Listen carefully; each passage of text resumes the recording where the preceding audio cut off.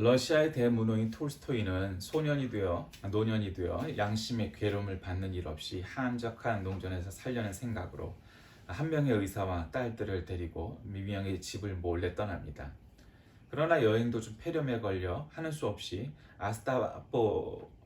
아스타포보라는 농촌의 역장실에서 치료를 해야만 했답니다.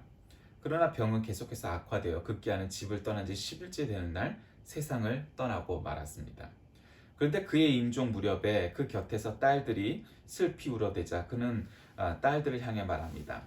수없이 많은 사람들이 이 땅에서 고생을 하고 있는데 어찌하여 너희들은 모두 내일만을 생각하고 있느냐, 이렇게 얘기했답니다. 이 세상을 살아가다 보면 세상의 많은 사람들이 어쩌면 자기 일을 굉장히 확대되게 생각하기도 하고, 어떤 이들은 또 자기의 일이 아주 보통 사람들이 생각하는 것보다 훨씬 큰 일이라고 생각을 하지만 사실은 내 일이니까 그렇게 여기는 것들이 많은 경우도 있습니다. 오늘 본문의 말씀은 유대인들로부터 쫓겨난 소경을 예수께서 찾아가서 만나 주시는 사랑의 구세주의 모습을 만나게 됩니다. 근데 그 만난 소경이 주님에 대한 그 존경, 경외, 이런 겸손한 마음도 볼 수가 있죠. 본장에는 이 소경 치유의 표적이 기록되어 있죠. 그래서 앞장이 세상의 빛에 대한 예수님의 그런 설교가 있었고, 그리고 그 이 다음번에 바로 여기에 이제 이 소경에 대한 이야기가 나옵니다. 우리가 장애인들이 있습니다. 뭐 옛날에는 뭐 소경, 그러니까 성경에 소경이라고 있으니까 말하는 거죠. 소경이 있기도 하고, 맹인이 있기도 하고, 뭐 여러 가지, 그 옛날에 그렇게 불렀지만 지금은 장애인이라는 이름으로 부르죠. 그래서 시각장애인, 청각장애인 뭐 이렇습니다. 그러니까 원래 맹인이라는 것은 이게 듣지 못하는 사람들을 맹인이라고 하죠. 그리고 지금은 이제 장애인, 이래서 뭐 청각장애인 혹은 시각장애인 뭐 이렇게 얘기합니다. 그러니까 지금은 이 소경은 시각장애인입니다. 그러니까 앞을 볼 수가 없죠. 그런데 예수님께서는 그를 직접 찾아가셔서 쫓겨난 사람을 직접 가셔서 만납니다. 이 당시에는 장애인들, 그것도 중도 장애인이 아니고 사고로 장애인이 된 게 아니고 태어날 때부터 장애인이었던 사람들은 사람들이 굉장히 무시하는 경향이 있었습니다. 그때 당시 제사장도 될 수가 없었습니다. 그러니까 지금으로 말하면 안경을 쓴 사람, 뭐 다리를 저는 사람, 뭐 여러 가지 장애들이 많지 않습니까? 오늘날 우리에게는 장애라는 건 보편적입니다. 사실 안경 쓰는 사람들 다 장애죠. 그때 당시를 생각하면은 지금도 우리가 핍박을 받거나 혹은 무시를 받는 사람들이 너무 세상에 많은 거죠. 날 때부터 벤에 소경되었던 자의 눈을 고치시는 일들이 이제 나옵니다. 저는 성경을 읽거나 성경의 이야기를 이렇게 묵상할 때마다 제일 어려운 게 있습니다. 그게 뭐였냐면, 성경은 예수 그리스도께서 직접 나를 믿으라, 내가 곧 길이요 진리요 생명이니 나로 말미암지 않고는 아버지께로 갈 자가 없느니라. 또 그런 건 믿으면 되죠. 그렇게 말씀하셨으니까. 왜냐하면 그분이 그런 말씀을 하실 만큼의 여정, 기적, 또 삶의 모습, 언행, 그런 것들을 충분히 보여주셨으니까 말이죠. 그런 건 믿는 게 어렵지 않아요. 그래서 구원받는 건 어려운 것 같지는 않아요. 근데 정말 어려운 점은 이런 거죠. 이 소경을 만났어요. 그리고 다른 환자를 만났어요. 근데 문제는 그들을 우리하고 똑같은 사람으로 여기는 거. 말로는 우리는 다 똑같아, 평등하고 존중해야 돼, 이렇게 말하지만 세상에는 그거 아니어도, 육체적인 장애인이 아니어도 가난한 사람 무시하고, 못 배운 사람 무시하고, 힘없는 사람 무시하고, 여러분 그거 세상에 얼마나 많습니까? 요즘 연예인들에도 학폭, 미투 어마어마하죠. 학폭이 왜 생겼어요? 야, 너는 나보다 힘이 없으니까 좀 맞아도 돼. 성폭행, 성희롱 왜 생겼어요? 야, 너는 나보다 힘이 약하니까 그런 성적인 착취를 당해도 정당한 거야? 라고 이 어린아이들이 생각을 했던 거죠. 그래서 결국 그런 일들이 벌어지는 거예요. 그런 것처럼 이 세상에는 폭력이 난무합니다. 우리가 폭력이라고 생각하지 않는 것도 사실 폭력이 굉장히 많아요. 성이 다르니까, 종교가 다르니까, 인종이 다르니까, 학력이 다르니까, 부유가 다르니까, 또 육체 장애가 있으니까, 뭐 기타 등등등등. 우리가 남을 무시하는 거, 넌 나하고 다르니까 넌 나하고 달라. 넌 나보다 못해. 그런 거 되게 많잖아요. 예. 뭐 요즘 윤석열 전 검찰총장이 뭐 그렇게 하는 것도 결국 그거죠. 검사가 이 나라의 주인이다. 이런 걸 보여주는 거잖아요. 정치인이나 대통령이 주인이 아니라 검사가 이 나라의 주인이다. 라는 걸 보여주고 싶은 거죠. 까불지 마 이거죠. 니네 정치하는 놈들. 그걸 보여주려고 하는 거예요. 예, 대통령이 뭐라고 그래도 안 듣잖아요. 이런 말도 안 되는 일이 어디 있겠어요. 한나 검사 주제. 그러니까 우리나라는 검사가 왕인 나라예요. 예, 대통령도 아니고 왕이에요. 그러니까 그런 문제가 생기는 거예요. 그러니까 저는 성경에 나와 있는 걸 보면서 예수님이 어린아이도 무시하지 말아라. 여자들도 무시하지 말아라. 장애인도 무시하지 말아라. 소경이든 시각장애인이든 외국인이든 노예든 어린아이든 노인이든 못 배운 자든 무시하지 말라는 거예요. 그 성경에서 그 중에서도 아주 최악의 경우가 뭐냐 문둥병 환자예요. 지금으로 말하면 한센병이죠. 한센시병. 그 피부병을 가진 그런 한센병. 얘는 그 성경에는 문둥병이라고 나오니까 빨리 이것도 성경도 바꿔야겠지만 그 한센병 환자들을 놓고도 직접 만지시죠 예수님이. 물론 지금도 간혹 그런 사람들 있지만 여러분 그게 쉽겠어요? 아무리 전염력이 있든 없든 관계없이 없다고 해도 여러분 그 피부를 직접 내가 만지고 이러기가 쉽지 않단 말이에요. 꺼려지죠. 그게 인간의 본능이에요. 그러나 그게 옳다고 말하는 건 안 되죠. 그건 본능일 수는 있지만 그걸 만지고 이렇게 하는 거를 막 더럽다 혹은 내가 감염되면 어떨까? 그게 인간의 본능일 수 있어요. 그건 이해해요. 누구나. 그러나 그것이 옳다 이렇게 얘기해서는 안 되는 거죠. 예수님은 그걸 다 보여주셨잖아요. 예수님이 어떠한 차별받을 만한 사람, 무시받을 만한 사람들을 그대로 무시하고 그대로 차별하고 그대로 관계 있는 사마리아 사람, 개 돼지라고 얘기했잖아요. 성경에서도 개락지처럼 여겼어요. 예, 국민이 개돼지가 아니라 사마리아 사람을 개돼지라고 했어요. 이스라엘에서. 근데 그 사마리아 그것도 여인, 그 여인도 어떤 여인이에요? 왕년에 좀 놀아본 여인. 한마디로 창녀였단 말이에요. 그것도 전성기 창녀도 아니고 늙은 창녀였어. 한마디로 지금 용어로 말하면.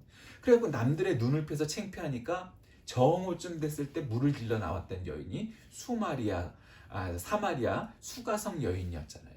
그런 늙은 창녀도 예수님이 만나셨어요. 그리고 말을 붙이시죠. 왜요? 전도하는 거죠. 구원받기 위해서.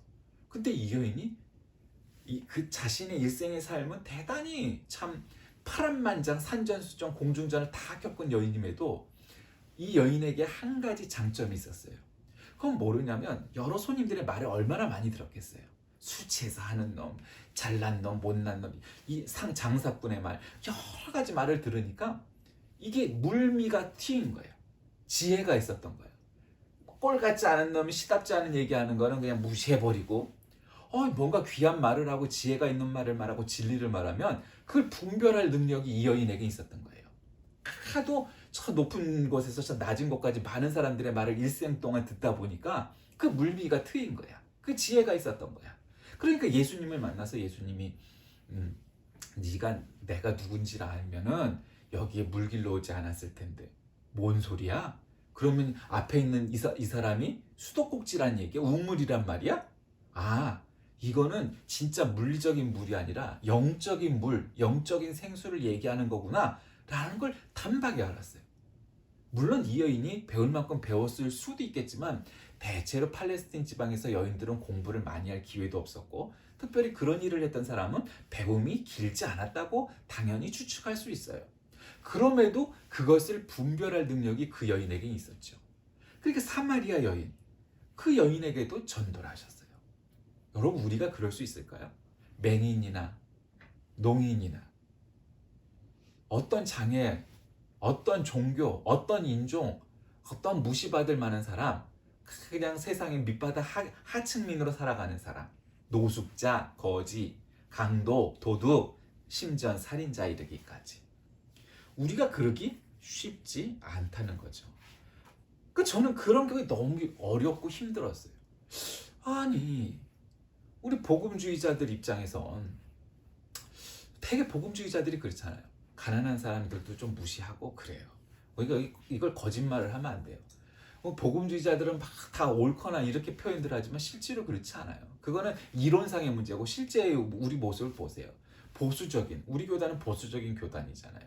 그런 대한민국의 60% 이상은 한 70%, 80%쯤 되는 교단들은 사실은 대부분 다 보수적인 교단 그리고 교인들로 채워져 있어요. 그러니까 다수가 보수적이에요. 물론 이제 그 중에 아주 일부 몰지각한 광화문에 나간 태극기 부대와 같은 그런 사람도 있지만 어쨌든 대부분은 우리가 보수적이라고요. 그런데 문제는 이 복음적이고 보수적인 이런 기독교회가 이런 차별을 받을 만한, 차별을 당하는 사람들을 대할 때의 태도를 한번 보세요. 그러면 굉장히 악랄하고 굉장히 적절하지 않은 모습을 보게 돼요. 저는 여기서 괴리를 느껴요. 아니, 신학적으로 성경적으로 복음적이고 보수적인 게 옳은 말을 해요. 거기가 옳아요. 아무리 생각해도 진보적이거나 자유주의적인 사람들보단 보수적이고 복음주의적인 사람들이 성경적이에요. 이론적으로. 그런데 문제는 그들이 장애인을 만났을 때, 외국인을 만났을 때, 하층민을 만났을 때 무시를 해요. 근데 이 사람들이 무시하지 않고 굉장히 존중하는 사람들이 있어요. 보수적이고 복음적인 사람들이. 어떤 사람들이에요? 권력 있는 사람들, 돈이 많은 사람들, 힘이 되는 사람들. 만났을 땐 그래요. 그게 실제의 모습이에요. 그걸 뭐 거짓말을 하거나 자꾸 뭐 그러면 안 돼요. 그것이 현실이에요. 근데 그것이 성경에서 우리에게 가르쳐주는 진짜 복음적이고 성경적인 가르침인가요? 아니잖아요. 그럼 신학적 노선은 오를지라도 우리의 실제 모습과는 괴리가 너무 커요. 그러면 우리의 노선은 오를지라도 우리의 실제 모습이 틀렸다면 그거를 이론적인 올바른 모습으로 환원해야 돼요. 그걸로 돌아가야 돼요. 그렇지 않으면 우리의 이론은 아무리 옳아도 우리의 실제 모습은 틀린 거예요. 힘 있는 사람 편만 들고 힘없는 사람은 무시를 해버리는 거죠. 그게 옳으냐 이 말이에요. 사람들은 이 괴리를 느끼는 건지 못 느끼는 건지, 느끼는 사람은 느끼는데 우기고 못 느끼는 사람은 아니라고 생각을 해요. 근데 실제로 그래요. 그게 현실이에요. 그거를 못 느끼면 참 이게 갑갑한 거예요. 오늘날 왜 믿지 않는 일반 국민들이 기독교를 그렇게 욕하는지 아직 생각도 못하는 사람이 있어요. 그들은 마귀라고 얘기하고 적그리스도라고 그래요. 유튜브 보면 신문에 보면 어마무시하게 그런 내용이 나와요. 얼마나 한심한지 모르겠어요. 우리 노선이 아무리 옳아도 소용이 없어요. 그럼 노선이 옳은 거지, 이론이 옳은 거지, 우리 실제 모습은 그것과는 전혀 다른 거예요. 그래서 어느 유명한 목사님들이 마귀라고 그러고 적그리스도라고 그러고 뭐 특정한 성경 킹제임스 버전만 진리라고 얘기하고 그런 편협하고 왜곡된 그런데 갇혀버린 사람들이 기독교의 다수인 것처럼 여겨지고, 그리고 그냥 보편적이고 보수적이고 복음적인 사람들도 그렇게 보여요. 근데 예수님은 그러지 않으셨어요. 자, 그 모습이 뭘까? 첫째로 예수님은 성전에서 쫓겨난 이 소경인 청년을 찾아갑니다. 예수께서 저희가 그 청년을 쫓아냈다는 말을 들으셨더니 그를 만나사. 우리는 여기서 무엇을 깨우치게 됩니까? 성전에서 쫓겨났대요. 왜 성전에서 쫓겨났을까요? 야, 넌 병신이야. 넌 장애인이야. 왜 너는 시각장애인이, 소경이 왜 여기 왔어? 이렇게 말하는 거죠. 당장 이 사람만 그랬을까요? 맹인도 그랬을 거고요. 뭐 한센병, 문둥병 환자는 근처에도 못 갔을 거고요. 근처에도 못 갔다는 거예요. 근데 교회는 어떤 거예요? 문둥병 환자는 오면 안 되는 곳인가요? 소경은, 맹인은 오면 안 되는 곳인가요? 예수님은 그렇게 가르치지 않으셨어요. 그런데 오늘날 한국 교회는 끼리끼리 모이는 교회예요. 부자는 부자끼리, 의사는 의사끼리, 장사꾼은 장사꾼끼리. 대체로 교회가 그래요. 고향으로도 우리는 전라도 교회, 우리는 충청도 교회 그렇게 얘기해요. 실제로 우리는 경상도 교회. 왜 이런 지경이 됐을까요? 그런 사람들끼리 있어야 서로 비슷비슷하니까 문제가 안 생긴다고 생각을 하는 거예요. 지끼리 뭉치는 거예요. 끼리끼리. 교회는 그런 곳이 아닌데 성전에서 쫓겨났대요. 오늘날 성전에서 쫓겨난 사람들이 어떤 사람들일까요? 바로 이렇게 이런 소경과 같은, 이 청년과 같은 그런 사람들일까요? 근데 이 소경인 청년이 예수님을 만나고서 묻죠. 두 번째 주님을 만났는데 네가 그를 보았거니와 지금 너와 말하는 자가 바로 그이니라. 구세주다 내가 메시아다 이렇게 얘기하는 거예요. 그러니까 이 소경 청년도 물론 예수님을 만나고서 예수님 못 알아보는 사람이 있을까? 많죠. 여러분 성경에 얼마나 많이 나와요. 여러분 바리새인들 사두개인들 예수님을 비판했던 기득권자들 요즘 광화문 나가서 태극기 흔드는 바로 그런 스타일의 사람들 예수님 만나면 알아볼까요? 저는 단언합니다. 절대로 못 알아봐요. 왜? 그 교만함 때문에. 지가 하나님한테 까불지마 하나님 내가 가만히 안 있을까? 이따위 소리를 해대는 놈이 예수님을 만나면 예수님 그럴까요? 아니요. 바리새인의 모습과 너무 똑같아요. 성경을 읽어보세요. 성경에 나와 있는 그 교만함이 지금 그 자들하고 똑같은 모습인 거예요. 예수님 만나도 절대로 못 알아봐요. 그런데 바로 그런 교회에서 쫓겨난 그런 교만함 속에서 그 부자 교회에서 다 쫓겨난 이 소경 청년은 예수님 만나고 내가 그다 그러니까 아멘 알아본 거예요. 주여 내가 믿나이다. 당신이 바로 구세주 메시아십니다. 이렇게 고백을 하는 거죠. 38절에 주여 내가 믿나이다 하고 절하는지라 이 말은 사도신경의 도입 부분이죠. 네, 사도신경도 그렇게 시작하는 거잖아요. 그러니까 메시아를 만난 후에 그의 인격이 변하고 그의 사상이 변하고 그의 인생이 변하고 그의 가치관이 변하는 바로 주여 내가 믿나이다. 이렇게 고백이 있을 수밖에 없는 거죠.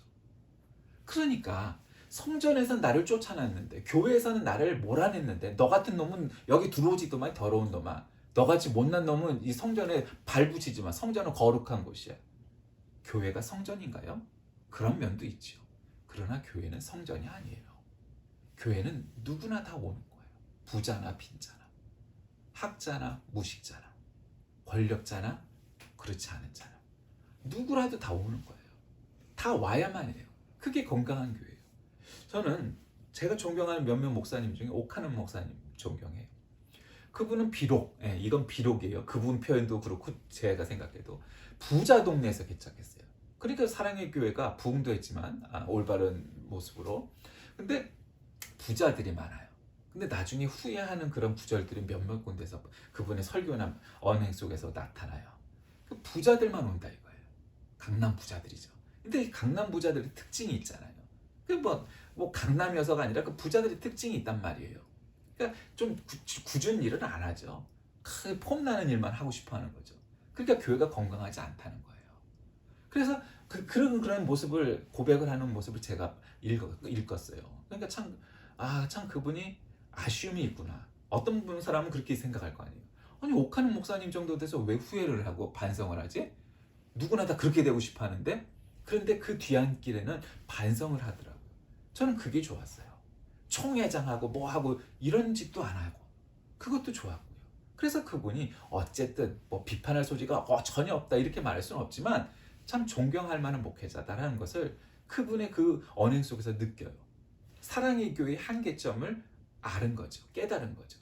그리고 이제 결국 물러나시고 그 교회의 사태가 벌어지는 것이 그런 문제점들이 골마 터져버린 거죠. 그런 목회자, 그런 후임 목회자, 그런 교인들 그런 속에서 결국 그 건강함을 잃어버리게 된 거잖아요. 그러니까 그걸 아셨던 거죠. 예견하셨던 거예요. 그리고 결국 그렇게 됐죠. 주여 내가 믿나이다 이렇게 고백하는 신앙 고백이 우리에게 필요한 거죠.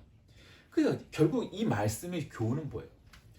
아까 초반에도 말씀드렸지만 우리가 신학적인 노선은 성경적인 견해는 옳은데 왜 우리 실제 모습과는 다를까? 그건 우리가 다르기 때문이지 우리 신학이나 성경적 해석이 틀리기 때문이 아니에요. 우리가 그것과 다르게 살기 때문이에요. 그렇게 다르게 믿기 때문이에요. 우리는 굉장히 보수적이고 복음적이고 이런 걸 옳다고 생각을 해요. 옳아요.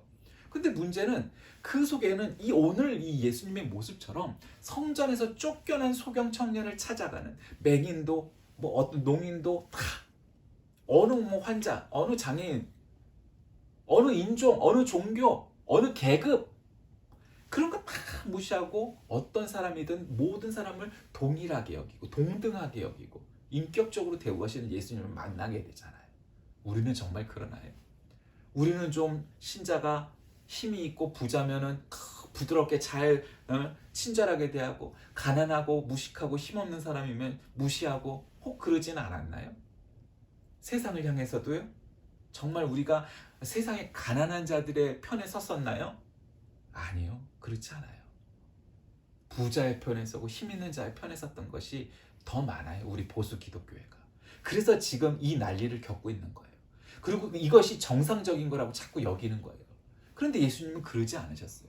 복음적인 분이 아니라 복음 그 자체이신 예수님은 항상 사람들이 신경 쓰지 않고 사람들에게 소외받은 사람들만을 찾아가셨어요. 그러면 그걸 좌익이라고 얘기하고 빨갱이라고 얘기하죠. 왜? 그러니까 예수님이 빨갱이시니까요. 그런 논리에 따르면. 그러니까 복음이란 건 그런 게 아니에요. 힘 있는 자의 편을 드는 건 쉬운 일이에요. 그건 넓은 길을 가는 거죠. 근데 예수님은 좁은 길을 가셨어요. 왜? 그게 복음이기 때문이죠. 육체적 소경과 영적 소경의 차이에 대해서 생각해 봐야 돼요. 39절에 보면 내가 심판하러 이 세상에 왔으니 보지 못하는 자들은 보게 하고 보는 자들은 소경되게 함이라고 말씀하세요. 여러분 무서운 말씀 아니에요? 이 말씀의 논지가 뭐예요? 바리새인들, 사두개인들, 소위 유식한 사람들, 신학 학위가 있고 신학 공부를 한 사람들, 한마디로 너희들이 메시아가 왔는데도 못 알아보잖아. 너희 유식하다고 말할래? 너희들이 가르칠 권세가 있다고 얘기할래? 아니, 너희들한테는 그런 힘이 없어. 메시아를 만나도 예수님을 만나도 못 알아보는 놈들이 뭘 가르치겠다고 하는 거니? 이렇게 말씀하시는 거잖아요. 그냥 오늘날 간단하게 얘기하면 목사 장로예요. 교회로 대입하면.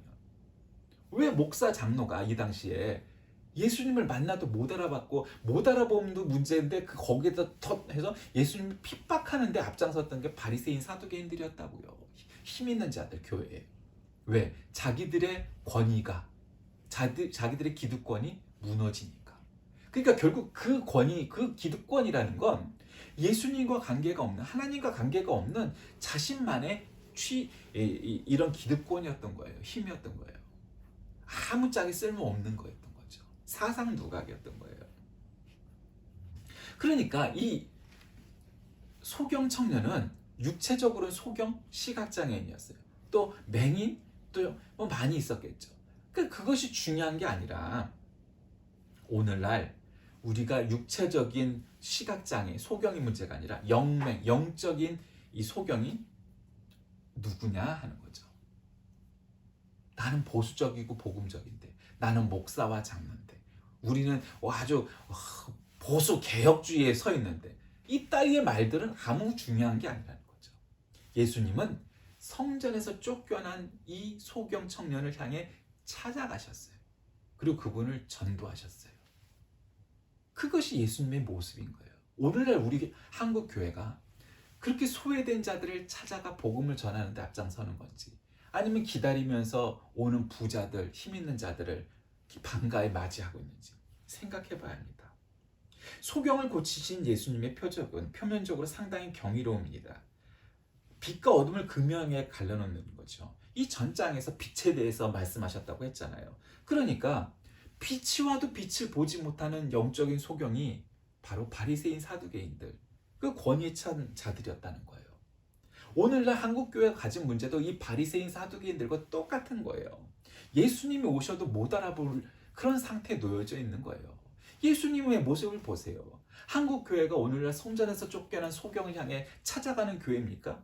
앉아서 외제차 타고 들어오는 부자 신자들을 기다리고 있는 사람들입니까? 전도하기보다는 부자 신자들을 데리고 오기 앞장서는 교회입니까? 주님도 유대인들로부터 쫓겨난 소경을 만나 주었듯이 오늘날 한국교회가 정말 건강하다 이렇게 진단하려면은 결국 예수님처럼 쫓겨난 소경을 찾아가는 그런 모습이 우리에게 있어야 되는 거죠. 사람들로부터 무시받고 교회로부터 쫓겨난 그 사람들을 향해 우리는 어떠한 메시지를, 우리는 어떠한 행동을 취할 거냐는 거죠. 그것이 복음이에요. 무슨 아름답고 귀하고 그런 언어들로 포장된 것이 복음이 아니고, 사람들로부터 무시받고 사람들로부터 쫓겨난 자들을 향해 찾아가는 것이죠. 그게 복음이에요. 오늘 이 본문의 교훈은 바로 그거예요. 맹인이냐, 시각장애인이냐, 외국인이냐, 여자냐, 노예냐, 어린아이냐, 사마리아인이냐, 그렇게 이 당시에 무시받을 만한 조건을 가지고 있었던 사람들을 예수님이 아주 일일이 하나도 빠짐없이 다 찾아가셨던 것이 성경에 기록되어 있어요. 그 얘기는 뭐겠어요? 일일이 다 기록하지 않아도 100%는 아니어도 그렇게 빠짐없이 기록되어 있는 내용만 봐도 모든 계층, 계급 혹은 소외된 사람들 찾아가신 모습은 예수님의 의도가 거기에 담겨져 있는 것 아니겠어요? 예수님이 때로는 부자도 만나셨어요. 나와 있잖아요. 니고데모도 대단한 사람이에요. 이제 이 바울도 만나셨어요. 물론 이제 이 땅에 계실 때는 아니었지만 그런 대단한 사람들도 만났어요. 엘리트들도 부자들도 만났어요. 안 만났다는 게 아니에요. 그러나 부자를 만나듯 빈자도 만났고요. 학식자를 만났는데 무식자도 만났다는 거예요. 근데 오늘날 한국 교회가 한국 교인들이 부자들만 권력자들만 만나길 좋아하고 그 반대편에 서 있는 사람들을 안 만나고 만나기 싫어하고 하는 것은 결국 이 예수님의 모습과는 전혀 다른 거죠. 그렇지 않다고 아무리 우겨도 오늘 한국 교회는 그렇게 기록되어져 있고 그렇게 하고 있어요. 광화문에 나가서 그렇게 하는 사람들의 모습을 보면 우리가 아는 거죠. 이것이 영적인 소경, 영맹이라는 거죠. 세상의 대부분의 사람들이 눈으로 보는 것이 얼마나 대단한지 시력을 잃어야 깨우칠 수 있습니다. 영적인 눈, 마치 영안도 마찬가지죠. 영안이 닫혀야 그것이 얼마나 소중한 것인지를 알게 될 겁니다. 그런데 닫힌 자들은 그것을 알 수가 없어요. 오늘날 우리의 모습이 오늘 예수님께서 찾아가신 이 소경을 찾아가신 이 모습처럼 우리도 정말 그렇게 그들을 향해 찾아가고 있는가? 거기에 우리가 반성할 점이 너무도 많다고 생각합니다. 한국 교회가 우리가 옳은 길을 가고 있다 여기려면, 그래서 좁은 길을 가고 있다 여기려면 아무리 비판을 받더라도 소외된 자들을 향하여 한 발짝 한 발짝 나가지 않고서는 오늘날 한국 교회가 비난받고 비판받는 이런 요소들을 뛰어넘기 쉽지 않을 것입니다. 예수님의 모습에서 우리는 무엇을 깨닫게 됩니까? 나보다 못한 자들, 내가 무시할 만한, 차별할 만한 요소가 있는 사람들도 다 품어야 한다는 사실이죠. 그것이 그리스도인의 자세입니다. 그것이 먼저 된 자의 태도입니다. 그것이 복음 전도자의 고백이어야 합니다. 그렇지 않고는 감히 우리가 하나님의 자녀, 감히 우리가 그리스도인이라는 표현을 쓸 수 없기 때문일 것입니다. 여러분은 어떠십니까? 정말 오늘 소경을 찾아간 이 예수님처럼 찾아갈 의지가 있으십니까? 그렇게 찾아가는 저와 여러분이 다 되시길 주님의 이름으로 간절히 기도하겠습니다. 살아계신 하나님, 오늘날 우리가 예수님의 모습을 보면서 우리와는 정말 다른 모습을 보게 됩니다. 성전에서 쫓겨난 자는 아무도 주의 깊게 보는 사람이 아닙니다. 근데 그 사람을 찾아가셨고 그는 소경 청년이었습니다. 어떤 육체적인 장애도 어떠한 모습들도 우리가 다 무시하고 차별하고 하지 아니하고 예수님처럼 품는 우리 모두가 되게 하여 주옵소서. 예수님의 이름으로 간절히 기도드립니다. 아멘.